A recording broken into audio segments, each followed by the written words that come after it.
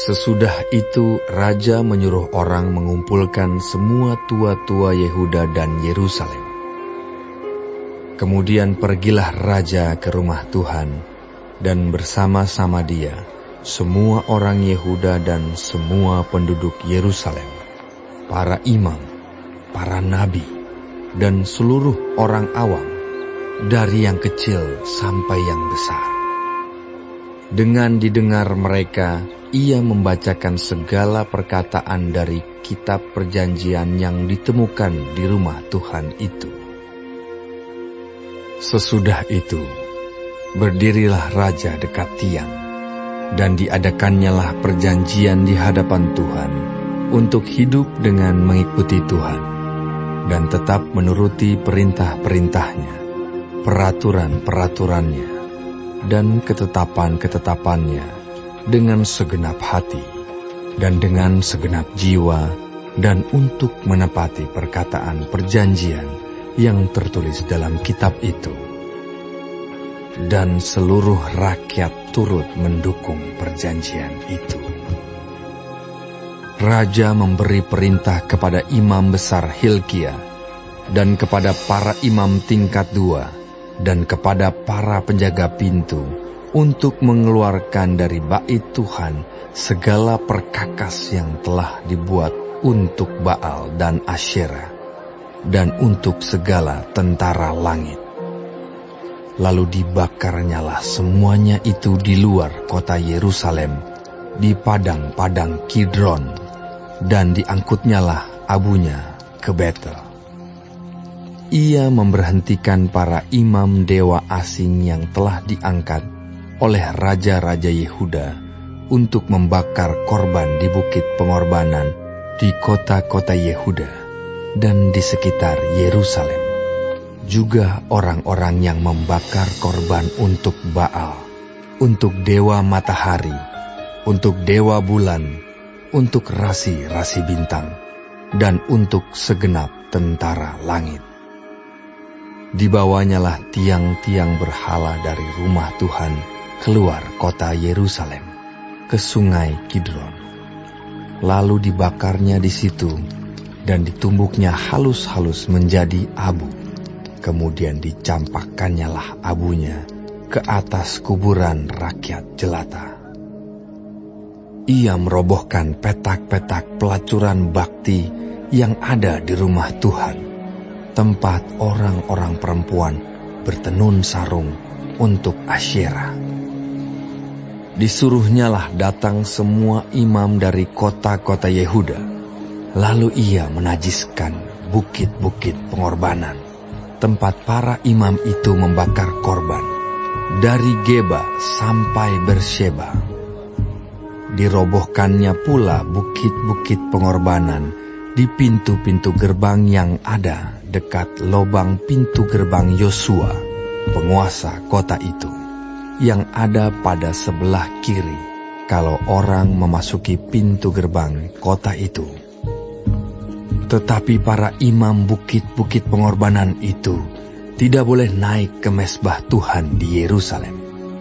Hanya mereka boleh memakan roti yang tidak beragi di tengah-tengah saudara-saudara mereka. Ia menajiskan juga Tofet yang ada di lembah Ben Hinnom, supaya jangan orang mempersembahkan anak-anaknya sebagai korban dalam api untuk dewa Moloch. Dibuangnyalah kuda-kuda yang ditaruh oleh raja-raja Yehuda untuk dewa matahari di pintu masuk ke rumah Tuhan, dekat bilik Natan Melech, pegawai istana yang tinggal di gedung samping. Juga kereta-kereta dewa matahari dibakarnya dengan api. Mezbah-mezbah yang ada di atas Sotoh, tempat peranginan Ahaz, yang dibuat oleh raja-raja Yehuda, dan mezbah-mezbah yang dibuat Manasye di kedua pelataran rumah Tuhan, dirobohkan oleh raja dan diremukkan di sana. Lalu dicampakkannya abunya ke sungai Kidron. Bukit-bukit pengorbanan yang ada di sebelah timur Yerusalem di sebelah selatan Bukit Kebusukan, dan yang didirikan oleh Salomo, Raja Israel, untuk Asitoret, dewa kejijikan sembahan orang Sidon, dan untuk Kamos, dewa kejijikan sembahan Moab, dan untuk Milkom, dewa kekejian sembahan orang Amon, dinajiskan oleh raja. Ia memecahkan tugu-tugu berhala dan menebang tiang-tiang berhala. Lalu ditimbuninya tempat-tempat itu penuh dengan tulang-tulang manusia. Juga mezbah yang ada di Betel, bukit pengorbanan yang dibuat oleh Yerobeam bin Nebat yang mengakibatkan orang Israel berdosa. Mezbah dan bukit pengorbanan itu pun dirobohkannya, dan batu-batunya dipecahkannya. Lalu ditumbuknya halus-halus menjadi abu, dan dibakarnyalah tiang berhala. Dan ketika Yosia berpaling, dilihatnyalah kuburan-kuburan yang ada di gunung di sana. Lalu menyuruh orang mengambil tulang-tulang dari kuburan-kuburan itu, membakarnya di atas mezbah dan menajiskannya, sesuai dengan firman Tuhan yang telah diserukan oleh abdi Allah yang telah menyerukan hal-hal ini. Ia berkata, "Apakah tanda keramat yang kulihat ini?" Lalu orang-orang di kota itu menjawab dia, "Itulah kuburan abdi Allah yang sudah datang dari Yehuda, dan yang telah menyerukan segala hal yang telah kau lakukan terhadap mezbah Betel ini." Lalu katanya, "Biarkanlah itu. Janganlah ada orang yang menjamah tulang-tulangnya." Jadi mereka tidak mengganggu tulang-tulangnya dan tulang-tulang nabi yang telah datang dari Samaria itu. Juga segala kuil di bukit-bukit pengorbanan yang di kota-kota Samaria, yang dibuat oleh raja-raja Israel untuk menimbulkan sakit hati Tuhan, dijauhkan oleh Yosia, dan dalam hal ini ia bertindak tepat, seperti tindakannya di Betel. Ia menyembelih di atas mezbah-mezbah itu semua imam bukit-bukit pengorbanan yang ada di sana, dan dibakarnya tulang-tulang manusia di atasnya. Lalu pulanglah ia ke Yerusalem. Kemudian raja memberi perintah kepada seluruh bangsa itu, "Rayakanlah Paskah bagi Tuhan Allahmu, seperti yang tertulis dalam kitab perjanjian ini."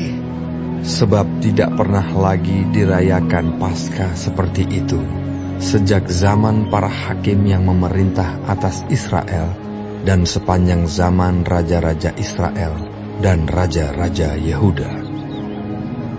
Tetapi barulah dalam tahun ke-18 zaman Raja Yosia, Paskah ini dirayakan bagi Tuhan di Yerusalem.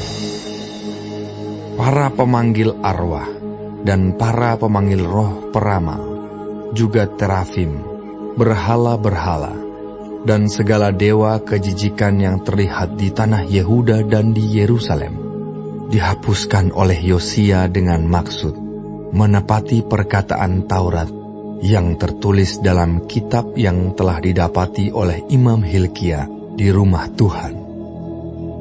Sebelum dia, tidak ada raja seperti dia yang berbalik kepada Tuhan dengan segenap hatinya, dengan segenap jiwanya, dan dengan segenap kekuatannya, sesuai dengan segala Taurat Musa. Dan sesudah dia, tidak ada bangkit lagi yang seperti dia. Tetapi Tuhan tidak beralih dari murkanya yang sangat bernyala-nyala itu, yang telah bangkit terhadap Yehuda, oleh karena segala sakit hatinya yang ditimbulkan Manasye. Lalu berfirmanlah Tuhan, "Juga orang Yehuda akan kujauhkan dari hadapanku, seperti aku menjauhkan orang Israel. Dan aku akan membuang kota yang kupilih ini, yakni Yerusalem dan rumah ini, walaupun aku telah berfirman tentangnya, namaku akan tinggal di sana. Selebihnya dari riwayat Yosia dan segala yang dilakukannya, bukankah semuanya itu tertulis dalam kitab sejarah raja-raja Yehuda?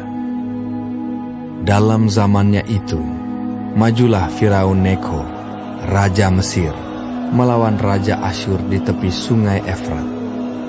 Raja Yosia pergi menghadapi dia, tetapi Firaun membunuhnya di Megido, segera sesudah ia melihatnya. Pegawai-pegawainya mengangkut mayatnya dengan kereta dari Megido dan membawanya ke Yerusalem. Kemudian mereka menguburkannya dalam kuburnya sendiri. Maka rakyat negeri itu menjemput Yoahas, anak Yosia, mengurapi dia dan mengangkat dia menjadi raja menggantikan ayahnya. Yoahas berumur 23 tahun pada waktu ia menjadi raja, dan 3 bulan lamanya ia memerintah di Yerusalem. Nama ibunya ialah Hamutal binti Yeremia dari Libna. Ia melakukan apa yang jahat di mata Tuhan, tepat seperti yang dilakukan oleh nenek moyangnya. Firaun Neko mengurung dia di Ribla, di tanah Hamat, supaya jangan ia memerintah di Yerusalem. Lagi Firaun membebankan kepada negeri itu denda sebesar 100 talenta perak dan 10 talenta emas. Firaun Neko mengangkat Elyakim, anak Yosia, menjadi raja menggantikan Yosia, ayahnya, dan menukar namanya dengan Yoyakim. Tetapi Yoahas dibawanya.